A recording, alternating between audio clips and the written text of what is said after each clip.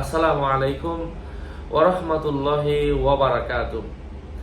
সম্মানিত প্রিয় বন্ধুরা, এই মুহূর্তে আমি আপনাদের সামনে এমন একটা উঁচু, এত দামি, এত ওজনওয়ালা, এত ভারী, এত সম্মানিত এমন একটা কালিমা শেয়ার করব, যে কালিমাটা যদি কেউ একবার পাঠ করে আল্লাহ তাআলা তার জিন্দেগির সকল ধরনের গুনাহ মাফ করে দেন, তাকে পুত পবিত্র বানায় দেন।